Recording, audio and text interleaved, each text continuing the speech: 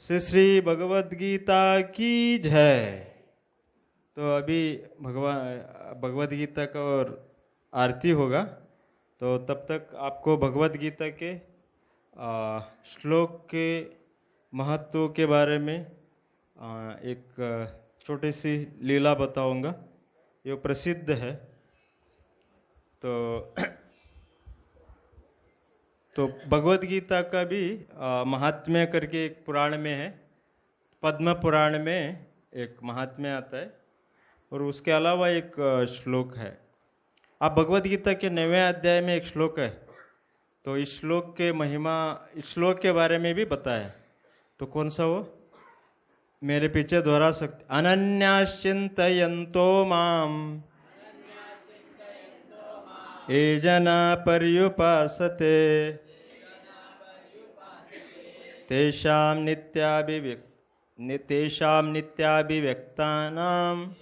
नित्याभियुक्तानां योगक्षेमं वहाम्यहम्।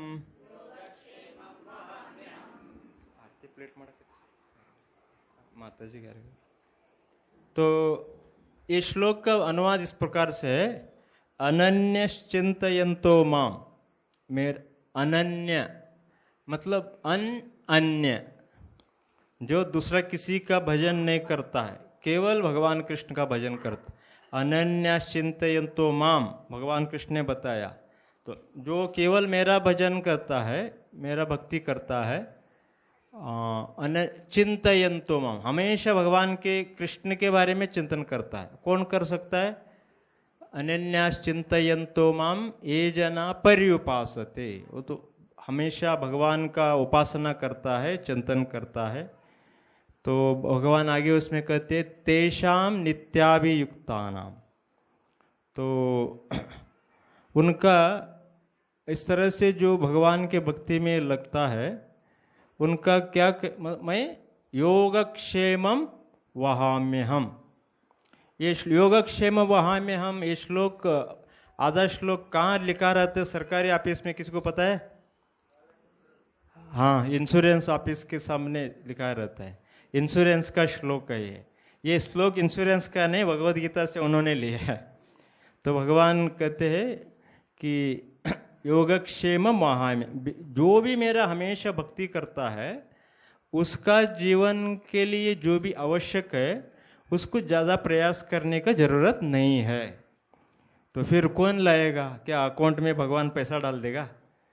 तो नहीं, वो कहते हैं योगक्षेम वहामि अहम, उनके लिए ज़रूरत जो भी है उसको मैं ला के दूँगा। और उसके उतना ही नहीं कि उनके पास जो भी है उसका रक्षणा भी करूँगा, जो भक्ति के लिए ज़रूरत है उसका रक्षणा करूँगा। ऐसा एक श्लोक था, एक श्लोक है। तो एक बार क्या हुआ, एक ब्राह्मण था। तो हाँ, दक्षिण भारत के एक ब्राह्मण था। तो वो बहुत भगवद गीता के फॉलोअर था और भगवान कृष्ण का भक्ति करता था, लेकिन तो गरीब था, भिक्षाटन करके जीवन यापन करता था। तो वो एक दिन उसको भगवद गीता पढ़ रहे थे, तो ये श्लोक आया 9वें अध्याय के। तो ये अभी जो हमने पढ़ा है योगक्षेम वहाम्यहम्, तो उसके मन में एक संदेह आया, संशय आया कि भगवान खुद, तो जो भी भगवान का भक्ति करता है, भगवान खुद व्यवस्था करते हैं या किसी को भेजते हैं? ये उनका प्रश्न था, संदेह था। भगवान खुद लाते, खुद सब उस भक्त का ख्याल करते हैं, उनको जो भी जरूरत है ला के देते हैं, या किसी को भेजते हैं? क्योंकि भगवान है, उनके अनंत सेवक है, तो किसी के भेजते होंगे, लेकिन ये खुद आते हैं, ऐसा क्यों बताया? योगक्षेम महामि अहम, मतलब खुद अपने बारे में बताते। तो तब उस ब्राह्मण को संशय आया। तो वो संशय इतना बड़ा कि वो एक उधर ही लाल पेन लिया और उस श्लोक के ऊपर उन्होंने मार दिया। उस श्लोक के खास के पार्ट योगक्षेमम वहाम्यहम्, उसके ऊपर गीच मार दिया उसको, मतलब गलत करके उन्होंने मार दिया। तो उस दिन ऐसा भगवत गीता पढ़ के ऐसा करके बाद में भिक्षा मांगने के लिए वो बाहर गए। तो भिक्षा मांगने के लिए गए तो एक घर में भी उनको भिक्षा नहीं मिला। तो हर एक घर में कोई बोलते थे हमारा बच्चा रो रहा है, बाद में आ जाओ।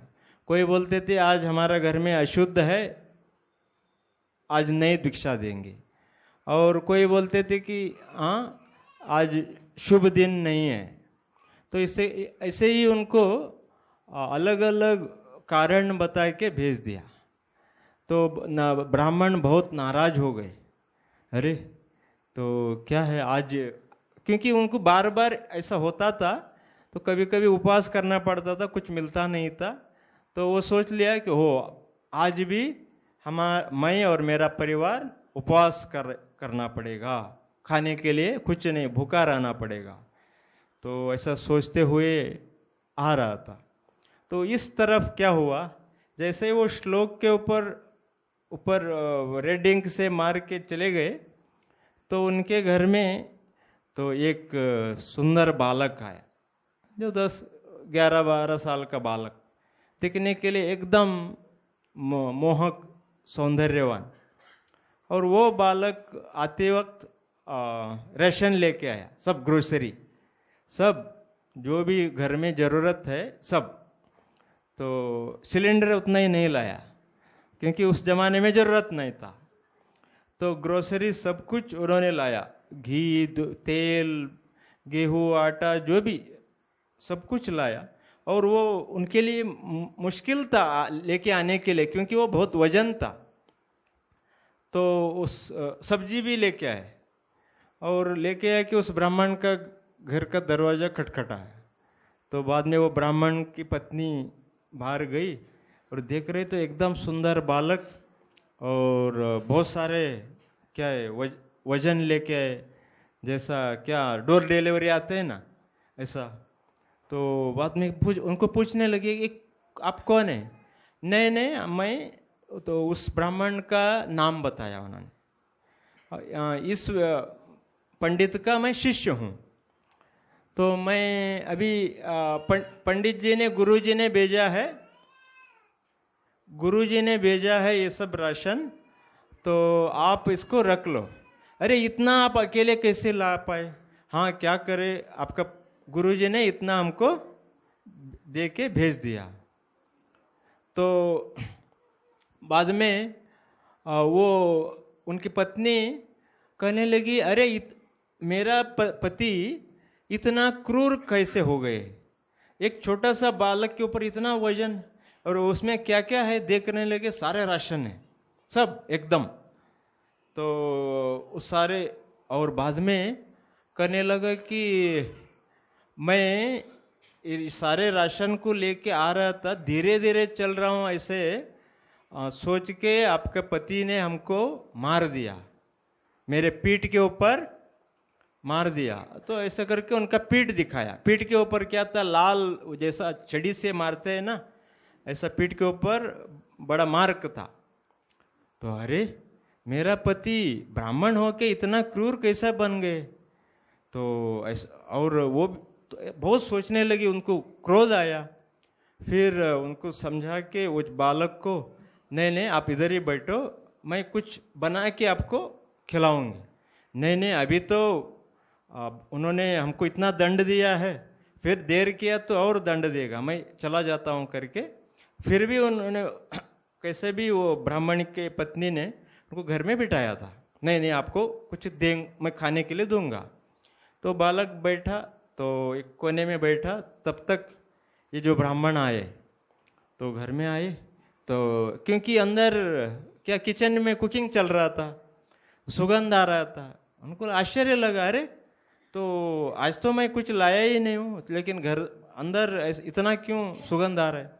फिर सीधा अंदर गए, तो किचन में गए, और पत्नी उनको देखते ही क्रोधित हो गई, गुस्से में आंख बबूला करके कहने लगी, अरे आप ब्राह्मण हो के इतना कठोर क्यों बनते हो? तो उसको समझ में नहीं आ रहा क्या हुआ, कठोर क्यों बनता। तो बाद में वो कहने लगा कि एक तो उस छोटा सा बालक के ऊपर इतना वजन भेजा और ऊपर से उनको छड़ी से मारा आपने। तो ब्राह्मण को तो कुछ समझ में नहीं आ रहा, क्या छड़ी क्या बालक, कुछ समझ में नहीं आ रहा। तो तब बहुत ब्राह्मणी को शांति से पूछा कि बताओ वास्तव में हुआ क्या, सच सच बताओ, मैं कुछ जानता ही नहीं हूँ।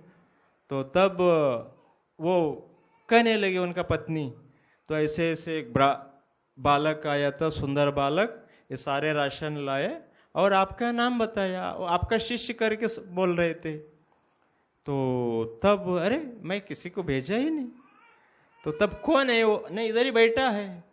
तो बाहर जाके देखने के लिए जाते तो बालक उधर नहीं था। तो फिर उस ब्राह्मण के मन में विचार आया, अरे शायद एक भगवान ही आया होगा।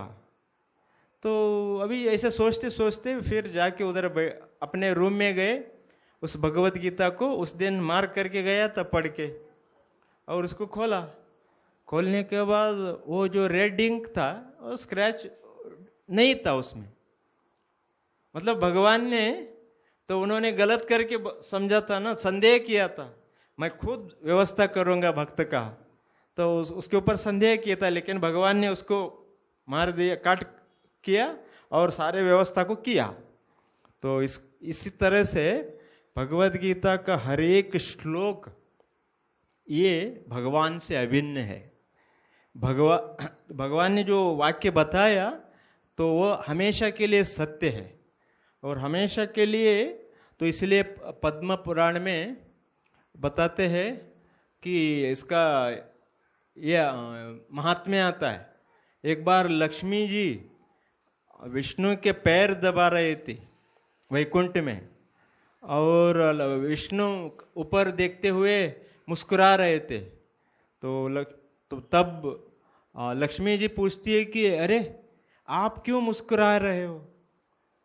तो नहीं, मैं मेरा माया शक्ति को देख के आश्चर्यचकित हो रहा हूँ। अरे आप अपने माया शक्ति को देख के इतना अद्भुत समझ के आश्चर्यचकित हो रहे हो, तो इस माया को कौन साधारण जीव पार कर सकता है? आपके लिए इतना अद्भुत है ये माया, तो कौन पार करेगा? नहीं, मैंने इस अद्भुत माया को पार करने के लिए मेरा भगवत गीता का संदेश भी दिया हूँ। जो भी श्रद्धा से इस भगवत गीता को पढ़ेगा, इस अद्भुत माया को भी पार करेगा। तो तब लक्ष्मी जी पूछती है कि अरे कोई तो उदाहरण बताओ, किसी ने पार किया? हाँ, तो तब भगवान कहते हैं, वो जो उनका नाम, हाँ, शर्मा करके एक ब्राह्मण था। तो एक शर्मा करके उस ब्राह्मण का नाम बताया। तो भगवान कहने लगे, वो जो पापी शर्मा ब्राह्मण भी पार किया, फिर साधारण लोगों का तो बात क्या है? फिर लक्ष्मी जी कहते हैं कि वो कौन है, उनका वो कथा बताओ। तो भगवान कहते, एक गांव में एक ब्राह्मण था, तो वो बहुत पापी था, सब गलत काम करता था। जंगल से कुछ पत्ता इत्यादि लाके गांव में बेचता था, और उसका जो भी पैसा आता है उससे केवल बुरे आदत में लगाता था। पापी था, सब शराब पीता था, मांस खाता था, वेश्या के पास जाता था। तो इस तरह से तो ऐसे ही पाप करके एक दिन उनका मृत्यु हो गया। मृत्यु होने के बाद यमराज के पास गए, तो यमराज ने उनको अलग अलग दंड दिया। दंड देने के बाद अलग अलग शरीर धारण करके लास्ट में एक बैल बनाओ। एक कृषिक के घर में एक बैल बना, और वो बैल, तो उस बैल को वो कृषिक बहुत, मतलब खेती करने वाला कृषिक बहुत उसके ऊपर अत्याचार करता था, उसको बहुत उसके काम में लगाता था, खाने के लिए नहीं देता था। ऐसा 7-8 साल किया। एक दिन वो बूढ़ा हो के बैल, तो रास्ते में सारे सामान मतलब भार लेके बैल गिर गया। गिरने के बाद सब इकट्ठे हो गए और उस व्यक्ति को बताने लगे कि अरे इतना पापी है, क्रूर है, उस बैल के ऊपर इतना भार डालते हो, वजन डालते हो, तो फिर अभी तो वो तो मर ही जाएगा, क्योंकि अभी बचेगा नहीं। तो बैल ऐसे छोड़ के चला गया, पापी था। बाद में लोग इकट्ठा हो गए, क्योंकि गाय और बैल को इतना ही सम्मान है वैदिक संस्कृति में। तब वो बैल को सब लोग कहने लगे कि तो सब एक लोग इस बैल का, क्योंकि अभी मरने उसका मृत्यु निश्चित है, उसको पानी छोड़ रहे थे पीने के लिए, तो इस बैल को अच्छा सदगति हो इसलिए सब लोग, एक ब्राह्मण ने क्या किया, उधर ही पानी लेके और उसका पुण्य अर्पण किया। इस बैल को मेरा जो भी मैंने व्रत किया इसका आधा पुण्य जाने दो करके। इस तरह से तो सब लोगों ने अपना अपना दृष्टि से प्रार्थना किया। बाद में वो बैल का मृत्यु हो गया। मृत्यु होने के बाद वो बैल बाद में तो एक ब्राह्मण के घर में जन्म लिया, और वो ब्राह्मण तो अचानक बहुत पुण्यवान था। अचानक उनके जीवन में कुछ तकलीफ आया, वो किसी ज्योतिष के पास गया था, और ज्योतिष ने बताया कि तो हाँ, जो भी उनके जीवन का हिस्ट्री बताते बताते उनको बताया, आपको बहुत ये सब जीवन पुण्यमय जीवन इसलिए मिला है क्योंकि एक व्यभिचारी स्त्री का पुण्य के कारण, आप जब बैल थे उस समय एक व्यभिचारी स्त्री ने उनका कुछ थोड़ा सा पुण्य था, पुण्य को आपको अर्पण किया था। वो पुण्य के कारण आपको इतना पवित्र जीवन मिला। तो फिर वो स्त्री कहाँ है, तो फलाना, वो नाम गिम सब बताया। वो स्त्री के पास गया, अरे मैं इतना अच्छा ब्राह्मण घर में जन्मा हूँ, लेकिन मैं एक बैल था, अरे मेरा, लेकिन एक व्यभिचारी स्त्री का पुण्य के वजह से इतना अच्छा जन्म कैसे मिला।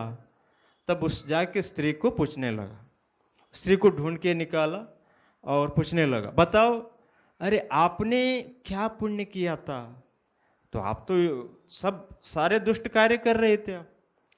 तो मैं क्या, वास्तव में मैं ऐसा कुछ पुण्य किया नहीं, बस इधर एक पोपट है पिंजरे में, वो तो पोपट था वो स्त्री के पास, वो पोपट कुछ हमें डेली पाठ करता है, उस पोपट के जाको पूछो, तो शायद उसी को मैं हमेशा कभी कभी मैं भी दोहराता हूँ, तो उसको सुनता हूँ, दोहराता हूँ।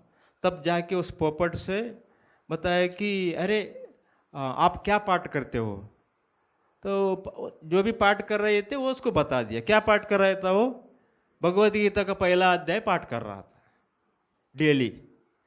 और बाद में उनको पूछा कि आपको किसने सिखाया, वो तब वो पोपट वो कहने लगा, तो मेरा भी बहुत बड़ा हिस्ट्री है।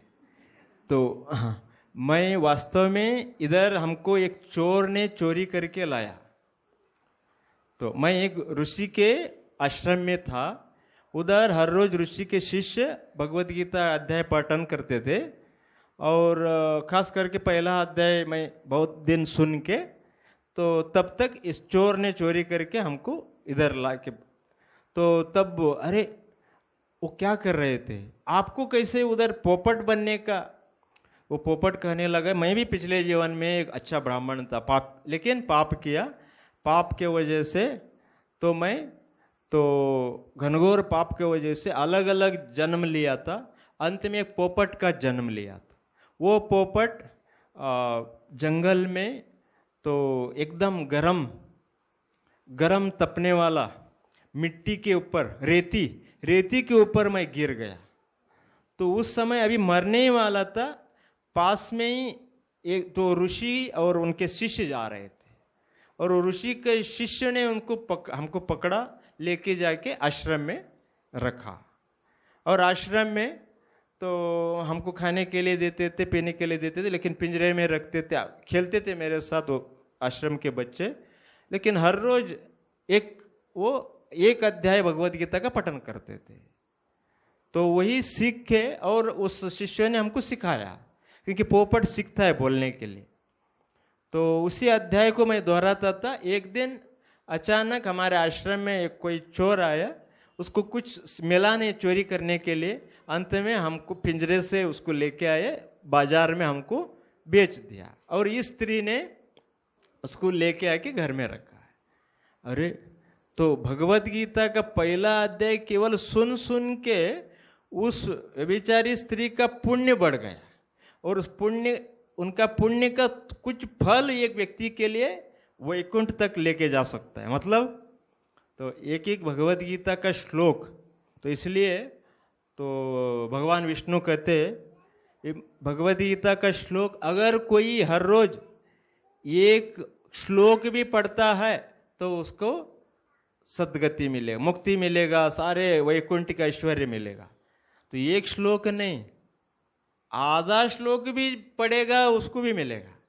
आधा श्लोक नहीं, 1/4 1/4 भी पढ़ेगा उसको तो सारे सद्गति मिलेगा, ऐश्वर्य मिलेगा मृत्यु के बाद।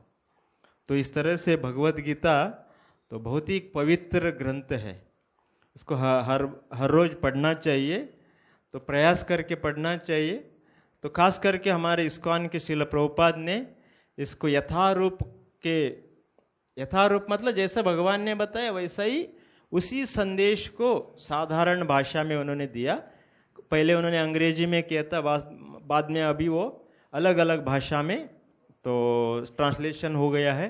आप सब लेके इसको पढ़िए, और अगर पढ़ने के लिए, क्योंकि 700 श्लोक है, बड़ा पुस्तक है, थोड़ा बोर लगता है आजकल पढ़ने के लिए, किसी को आदत नहीं, सबको मोबाइल घिसने का आदत है तो इसलिए पढ़ने, मोबाइल में भी भगवद गीता मिलता है तो उसकी पढ़िए। तो और हम लोगों ने क्या किया है कि भगवद गीता पढ़ने का जो उत्साह आपको लाने के लिए भगवद गीता का एक क्रैश कोर्स रखा है, भगवद गीता का सारांश। अभी तो ये कन्नड़ में है परसों से, और जनवरी में हम हिंदी में भी करेंगे।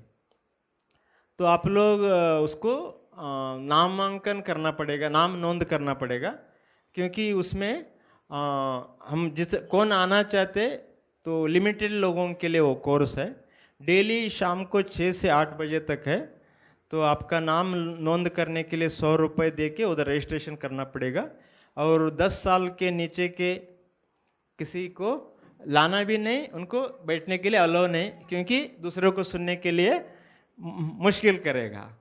तो इसीलिए आप सब लोग, तो जो भी खास करके कन्नड़ भाषा में होगा, तो अगर आप लोग किसी को इंटरेस्ट है तो हमारे अभी इस कार्यक्रम के बाद हमारे भक्त उसका रजिस्ट्रेशन करेंगे। और हाँ, तो उसके बाद जनवरी में हम हिंदी में भी इसको कर रहे हैं। तो आप लोग इसका भगवद गीता का इस तरह से पूरी तरह से लाभ लीजिए। ऐसे तो इधर हर रविवार दिन शाम को सत्संग होता है, उधर भी भगवद गीता का ही चर्चा होता है 6 से 8 बजे तक, इसका भी आप लाभ लीजिए। हरे कृष्णा कृष्णा कृष्णा हरे हरे, हरे राम राम राम हरे हरे। तो कुछ अनाउंसमेंट, एक तो अनाउंसमेंट हमने किया, दूसरा एक अनाउंसमेंट है। तो आज का जो इस गीता जयंती का कार्यक्रम के एक प्रसाद, जो भी व्यवस्था बाहर इधर जो भी पंडाल ये सब किया है, एक भक्त ने किया है, उन्होंने गुप्त दान के रूप में किया है, वो नाम नहीं कहना चाहते, और उनको उनके सारे परिवार को तो भगवान जगन्नाथ, बलदेव, सुभद्रा, कृष्ण, तो पार्थ सारथी, तो भगवद गीता बताया, जो उनको भगवद गीता जो बताया उनका जो स्पेशल रूप को क्या कहते हैं, पार्थ सारथी बोलते हैं। अर्जुन का सारथी बन के गए थे, तो इसलिए वो पार्थ सारथी भगवान। तो ये पार्थ सारथी मंदिर कहाँ है आपको पता है? दक्षिण भारत में, हाँ चेन्नई में है। कभी गए तो आप दर्शन कीजिए।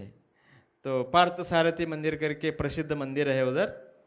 तो पार्थ सारथी भगवान उनके और उनके परिवार को सब तरह से भक्ति और गीता का ज्ञान प्रदान करे। इसलिए हम एक बार तो उनके लिए प्रार्थना करते हुए हरे कृष्ण महामंत्र गाएंगे। हरे कृष्णा कृष्णा कृष्णा हरे हरे, हरे राम राम राम